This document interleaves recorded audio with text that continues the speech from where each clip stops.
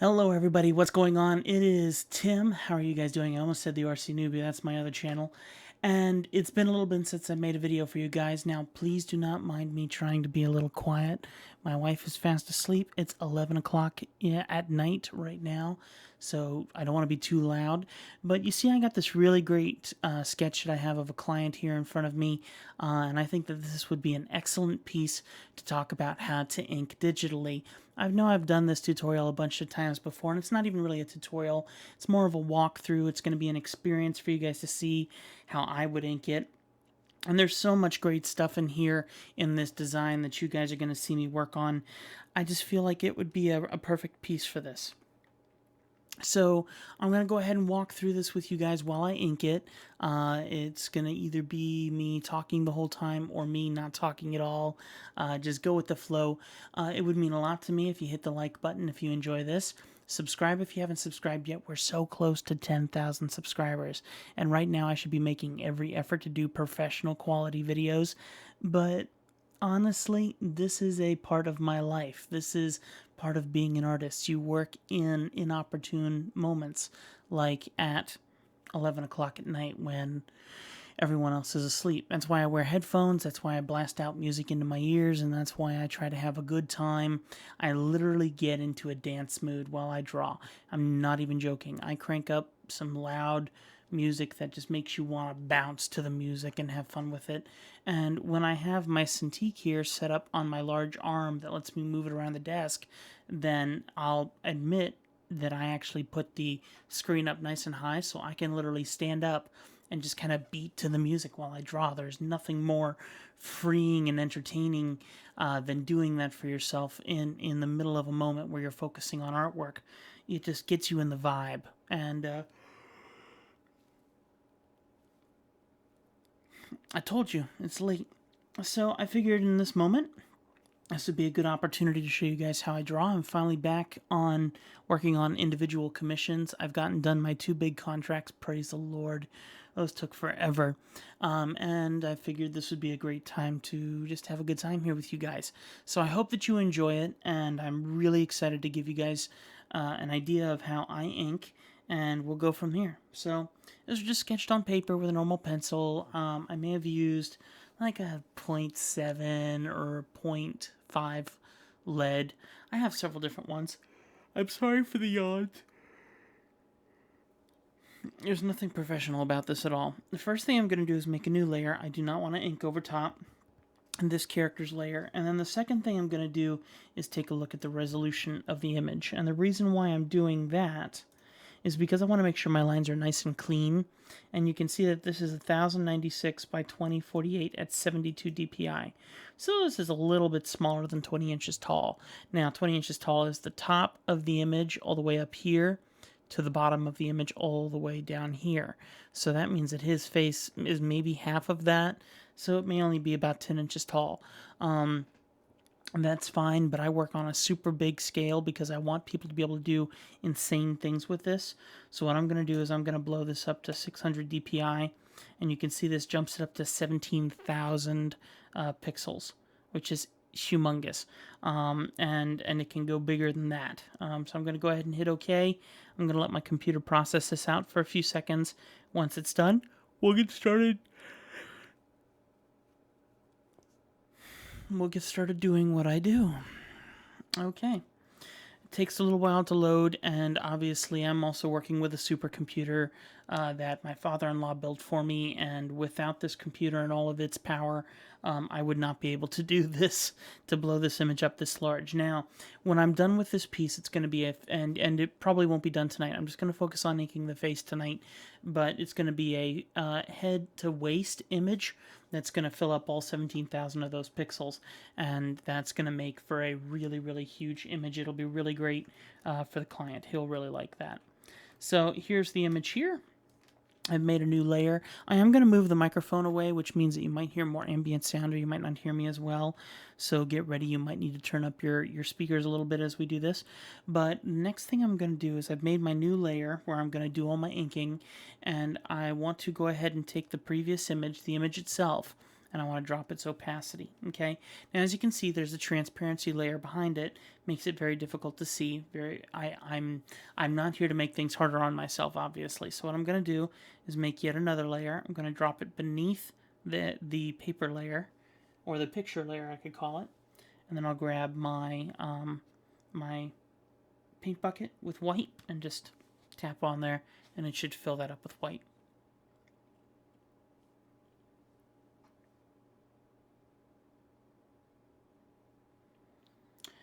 When you're working at 17,000 pixels, things take a while sometimes. Just saying.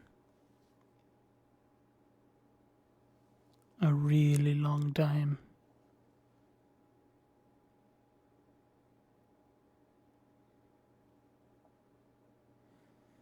There we go. Okay. So now you can see all the sketching is still in there. Everything looks really good. It's a little too faded for me, I think, for the moment. So I'm just going to bring up the opacity slightly. Obviously, this is a bit too dark because I really want to differentiate my inked lines with my pencil lines. So that's why I'm doing like 50%. Somewhere around there, and that way I can really get a lot of that. Now there's two things that I like to do. Either I like to ink in pure black, or I like to ink in a 90% or 85% gray. I'm gonna go ahead and do the 85% gray for this one. Depends on the day. I just find it gives it a whole different style, and it gives me a different flow. It feels nice. Let's give it a shot. So I just grabbed a black that's kind of a little off the black. And if I, oops, I just clicked with the paint bucket tool. Oh, here we go again. So once I do this, I'll hit my undo button, and then I'll grab my pen tool, which is actually the GPEN, my pressure sensitivity, or my, not my pressure sensitivity, my, it'll hit me in a second. Now pressure sensitivity, my corrective lines, this could take, hurry up so I can actually tell you guys what I'm talking about. Stabilization. The stabilization is set at about 45. That's really, really, really high. And there's a reason for that. I want to make sure that when I do this drawing, I am getting a lot of vectored type feeling in the lines. So, ink, go to my stabilization 35. I'll leave it 35 for now. And then I'm going to go ahead and rotate my image using R and dragging with my mouse. And I'll zoom in to my first area, and I usually start on the eyes. Okay. Now something that you may find helpful. I'll do it on this one. I don't usually do it on this one or any piece unless I'm like really having a real brain fart to say. Not the best choice of words, but what I'll do is I'll go up to Window, Canvas, and I'll make a new window. And then I'll take that one and I will shrink it down like this. And I'll just stick it up over here in the corner. And I'll make it big enough like that so I can see what my drawing over here is doing to this image. And you'll see why in a second here. Because I kind of want to just get a feel of the overall image as I'm doing this. Okay. We're ready to start doing some inking. So GPEN with pressure 35 or stabilization at 35. And yeah, here we go. So you can see it'll be a nice dark line. And you can see that it's starting to show up here in my top screen, and that's going to play an important role. Now something I'm noticing here is how I have this eye drawn kind of like this. Okay, and then it looks like I have something like that, and then like that. We'll see if I like that or not. Something doesn't feel right about that. I might have to look at my original reference photo, which I have on here, but because I have its dropped opacities and things, I can't see what I was trying to simulate, if you will. In moments like these, I want to just try and clean up some of these lines, make it look a little bit smoother, so I'll go in and I'll fill in key areas and stuff like that. If you guys are curious, I am using a G13 left-handed gaming pad from Logitech, and that's basically what I'm using to in replacement of my keyboard, which is right now sitting in my lap that I'm not even touching. It's just, it's there to basically make things a lot easier on me because my hand's going to sit either on the screen, touching the buttons on the screen, or it's going to sit to the side. So it just makes sense to have a little left-handed gamepad where I can just program in what features I wanted to do, switching to different tools or whatever the case may be. It just makes sense. So I'm just kind of filling in these key areas here. I'm noticing that this line actually looks like it connects. So I'll do that for now and just see how I feel about that. Switch over to the other eye here. I feel like my original line kind of gets a little bit darker as it goes around there like that. And I'm trying to look at the depth of my original sketching. And I'm trying to kind of keep my lines to that original sketch. Because I love how the sketch looked. And if I liked how the sketch looked, that's probably because I've added more depth in my pencil sketches. And I want to make sure that my pencil or my inking that I do follows with the girth of the original pencil. Pencils have pen pressure too. When you draw with a pencil, you can fill out lines. You can make them thicker. You can make them thinner. It's up to you what you choose to do with it. But you need to learn the full potential of your pencil or of any device that you're drawing with, whether it's a tablet, whether it's a normal pencil, whether it's a pen. And each one of these things is going to play an important role. Okay, whoops, sorry, bumped my microphone here. Also, try to keep things down to as few lines as possible. So like this nose, I'm trying to do it all in one smooth line, like that. So just trying to keep things as simple as possible.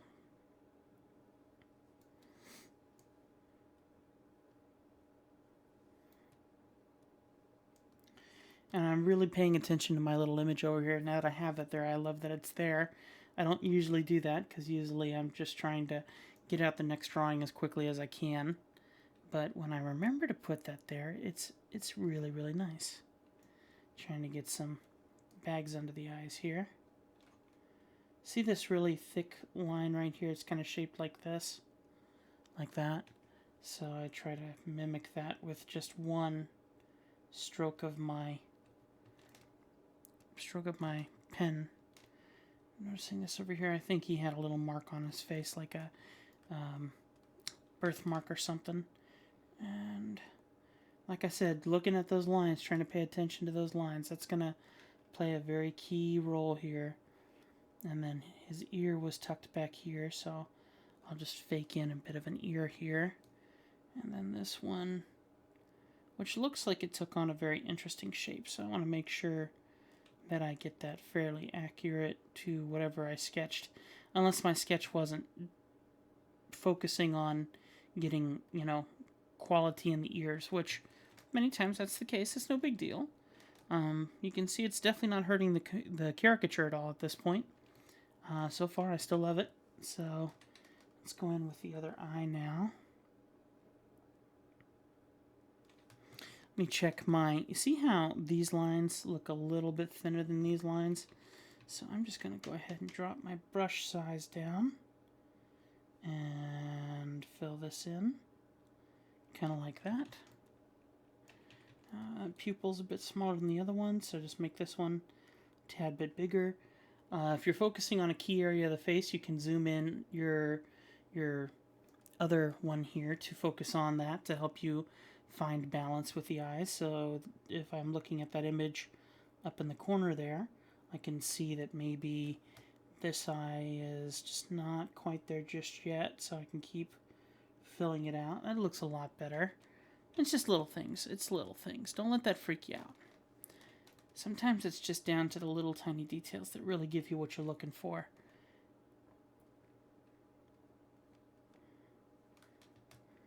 That looks great. Try and get these jutty eyebrows, kind of like maybe the hair hasn't fully grown in and it's not a shape that you can easily draw with a literal shape where you have to kind of fake individual hairs or whatever. Let's start working on this mouth here. So I'll move this down and go back here.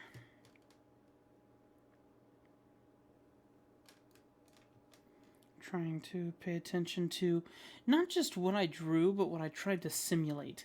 I find that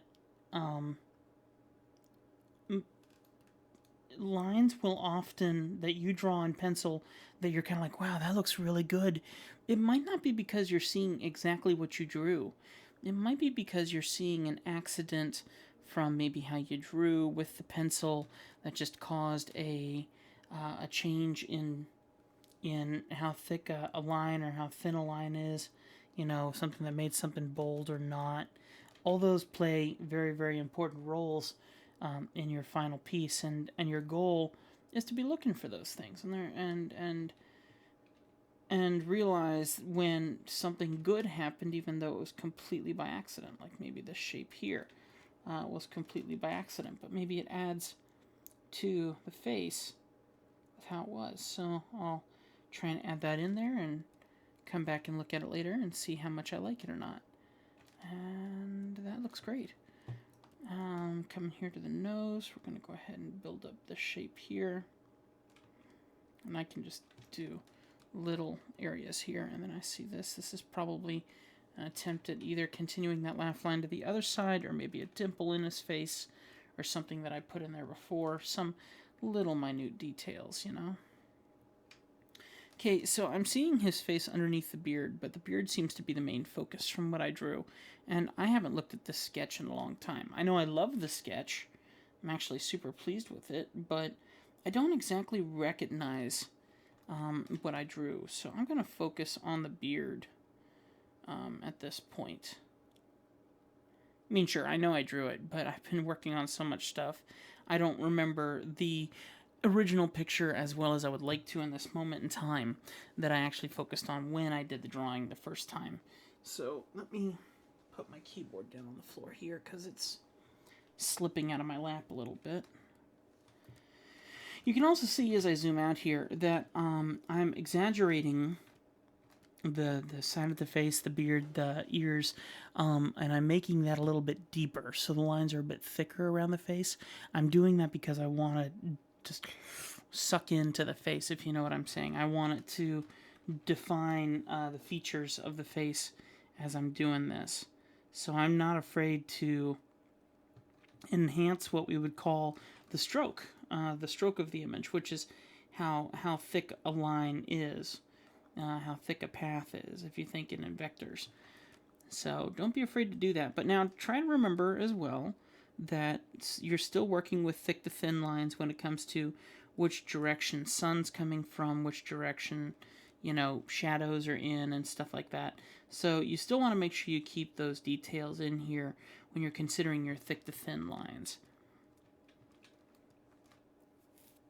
Okay. That's looking really good. I don't want to touch the beard just yet. I'm going to go ahead and move up here to the hat. I know that this whole area down here is going to be in shadow, so I want to make my line just a little bit thicker as I draw this.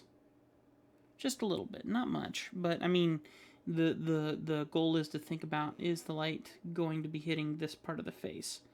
And if it isn't, then I want to go ahead and make sure to capture that depth. And then as I realize that maybe that's really deep in there, maybe this should be a bit darker in here too, and stuff like that. And see if that helps or hurts the image. So far it doesn't look too bad. Alright, moving up to the top of the head here now. I'll zoom out this piece so you guys can see the overall as I'm doing this. I want a lot of, you can see I have a lot of shadow or deep lines here, and it's all scribble, but that scribble adds up to be that thicker vector. And then as you come to the top of the head, like here, there's lines missing. And that's because that's probably where I thought the sun would hit the boldest. So I'll start over here, and I'll go nice and dark, making sure that I don't overlap any lines. And then as I come up to the top here, I'm going to gently let off the pressure of my pen so it leaves this really nice, gentle stroke. Okay? And it doesn't need much, just a little bit. And once I get that connected there, then I'll clean it up. Okay? And zoom out, and you can see that that depth is in there. And maybe I might find that a little bit more depth in certain places is going to add to this. And there's no real way to know. I mean, sure, there's ways that you can put things together and get an idea that maybe this is going to look better or whatever, but it's experience. You have to try it for yourself. You're not going to learn this from me and be able to do what I do. You got to practice. People are not born with this skill, okay? A lot of people are like, well, you were born with the art of drawing. No, I was born with a creative mind. But that doesn't mean that an analytical mind can't draw like this. There is nothing wrong with this. If you're thinking, I can't draw like that because I'm more analytically minded and not cartoony minded or creative minded, that's a lie. You can totally do it. When it comes down to it, it's all about priorities. If your priorities are focused on taking care of your family, are focused on doing something else, focused on other hobbies or whatever, I fly quadcopters and things. When you're focused on these other things, that's where your brain is geared towards. That's what you're going to improve in. That's what you're going to strengthen in. Thankfully, I draw for a living, so my focus and my priorities are very high on this. But your priorities direct your life. If you want to draw and you want to be a good artist, you just got to change your priorities and make that a focus, like going to school. That's all it is. That's all it is. Okay, I know I'm going to be putting a Rotor Riot logo on his hat. I already got permission from Rotor Riot to do that. So thank you, Chad Capper, for that. Chad Capper being the guy who created Rotor Riot. Okay, so I like how this looks. Everything feels really, really, really, really, really good. There's a few more things that I kind of want to capture here, but I'm a little afraid about what it's going to do to the piece. When that happens, since I don't want to mess anything up, I simply make a new layer. And let's go in and see what happens if I add in some extra small lines. This is just to see about how the face kind of fits. That may be an important line. I'm not sure if I'm going to keep it or not. And when I'm not sure about that, that's why I always make sure to draw it on a separate layer, because then I can just turn it off or delete it if I don't want. I'm going to make another layer, and this one's going to be the beard. So let's go ahead and start by zooming in here and looking at the overall shape of the beard and see about what we can do here.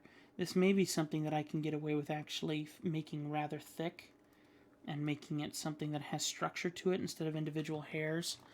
But it really does depend on the final image, so I may have to go pull up that image really quick of my client and see what his face is like. But you can see I can build the shape by trying to keep lines as connected as possible. It really, really helps. And as long as they're somewhat connected, it's going to look very thick. And then if I come up here and I'm not certain if it's connected then to his head, then maybe I'll do lines like that just to kind of show that it is connected, but not quite. And I'll just leave it at that. I don't need to do much more rendering out of that to that extent. You can see his beard looks pretty thick now. I think that doesn't look quite right. So I'm going to quickly hop over to Facebook and find his image and see how close I am. Looking. I'll show you guys what he looks like. Here you go. There's my client. There's his face. Client, face, client, face. So his eyes are a little bit wider in his image, but I know he likes the image that I drew of him. The beard is there, but it's not as thick. And it also comes up a little higher. So I'm going to have to make a couple of changes. Just a few of them. No big deal. Let's see what I'm going to do to fix this up a little bit. Okay. Let's go ahead and start by rethinking the beard. I'm just going to delete the beard layer. That's great. And that's why I do that. Having layers that you can delete, very extremely helpful. Let me try individual hairs. Okay. This makes it much more challenging, but sometimes it is required. So this one is more the same idea of hinting at the idea of where the beard is. This is my own personal technique. Some people may approve or disapprove of this technique. It doesn't matter. As long as my clients are happy, I'm happy. Okay.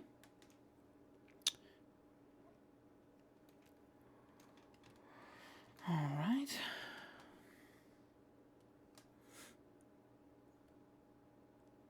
And as I'm doing this, I'm beginning to see the lines that I drew before and why I drew them there, and it's very, very good to see them actually.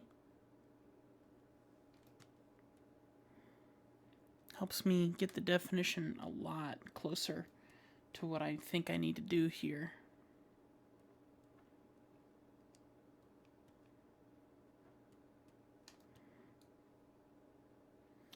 Okay, and then he has this rounded area down here of beard and skin that you can see through. So I'm just going to kind of define this out like this, and then I'll come back the other direction like this, and then when I do the color, I'll try to make sure that there's some skin tone still left in there. And then as this comes up the side here, it gets very, very thick. So maybe I'll do that by simulating larger, thicker, bolder lines as it comes up the side of the face and disappears around the corner, going up to the sideburns, which are there, but they're very minimally, so I'll just kind of groove it in like that. And then coming over to this side, it's nice and thick.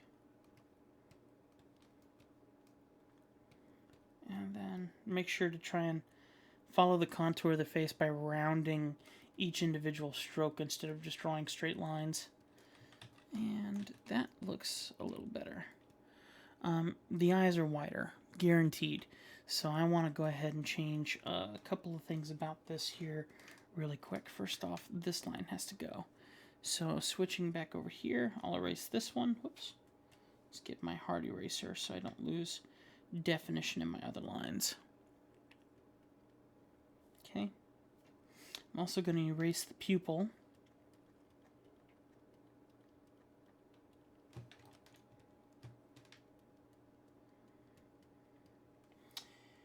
And I'm going to make this pupil quite a bit smaller. More in the center of the eye so that it kind of makes his face stand out a bit more. I like that I gave him some teeth. They don't need to be there, but at this moment in time, I'm actually kind of pleased with that. So I think what I may... I'll leave that there. I'll leave it there. I think it looks really good, just like that. I heard a beep, I'm not sure why. So far, I love it. I think that looks much better. I may be ready to do some color. Let me define out... Oh, that's what it is. Post on red erasers. Okay. I'm going to go ahead and close him. And begin defining some... Whoa. Begin defining some of the technique as it comes around here. Here we go. So you can see that there's still movement and texture in this whole piece as it kind of flows around the face, and it seems to work for the most part. And I'm going to go ahead and turn this layer off, zoom out and take a look, and I feel like there's not enough definition showing where his cheek is. So I'll turn that back on, and it's not exactly in the right position, and the only way you can really tell is by looking at the side of his face and seeing this shadow to highlight line right here along here, and then also seeing this line right here just below this little marker, and that lets me know where that line is going to be, and I will put it there, but I might not keep it there. So it kind of comes here, and then it's going to wrap around here, and then there's going to be this line that comes up this way like that. Yep, there you go, that's it.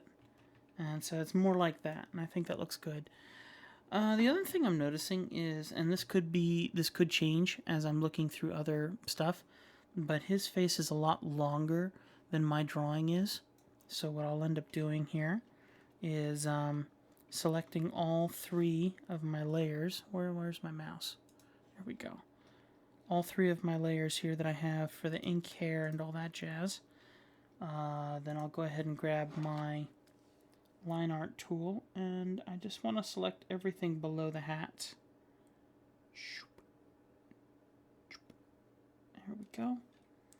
And once it's done, I'll just go ahead and do this. And I can just pull that face down and stretch it out just a bit more. Yeah, that makes a big difference just there. Just like that. I'll go ahead and hit OK to that. And once that's done, I'm going to bump it back up into the head a little bit, because you can see my lines have separated ever so slightly because of where I had that, because I stretched it down. That's really easy to fix. Just waiting for it to do that. There we go. So I'll just gently move this back up. Oops, not what I meant to do. That's okay though. You know, I'm just going to go ahead and leave that off. You can see that these lines here have now been cut because of my line art that I did. So all I need to do is go into one of my layers here and fill this back in.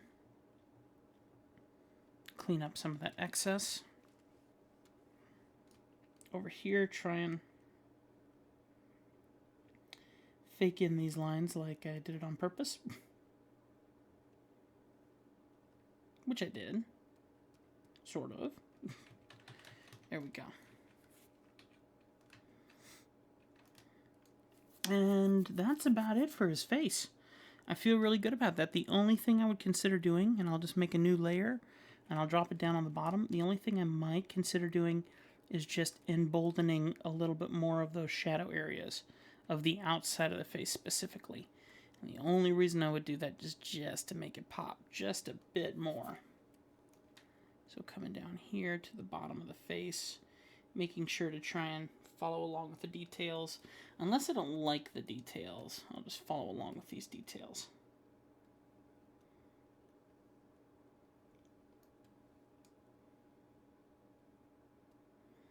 Okay. And get this. Yep. And then the bottom of the hat. Which, while I do this, his hat has a very thick brim. So I think what I'm going to do is I'm going to try and do that myself. I've never tried this before. Nice thing about doing these lines with this sensitivity turned on so high, this stabilization, is that if I draw slowly, it's going to keep these lines really, really clean, and I like that. Let's see if I can erase this. Try and keep that just as clean as humanly possible. That did so much to that. That looks awesome. Okay, I need to define the hair and beard a little bit more, so go back into my layer where I was doing that. And I need to give it just a little bit more sideburn here as it comes down into the face. Yeah. Maybe even a bit more.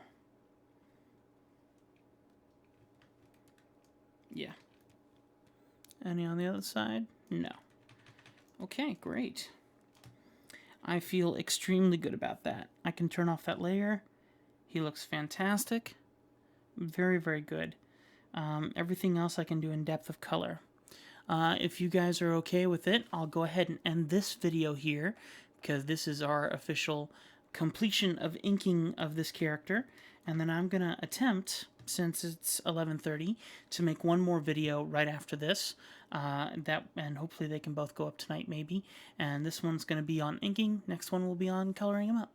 So thank you so much for watching. I hope that you've enjoyed it. Hit the like button, please. You guys know how much I love when you guys hit the like button. It's the extra mile that you go to let me know that you like what you see. Like, subscribe, leave a comment down below if you have any questions or thoughts. And if you really want to support me, become a patron, patreon.com/TimMichaelArts. Become one of my active patrons, and I'll look forward to adding you onto my list. All right, guys. That's going to do it for this video. I will be back with more in just a little bit.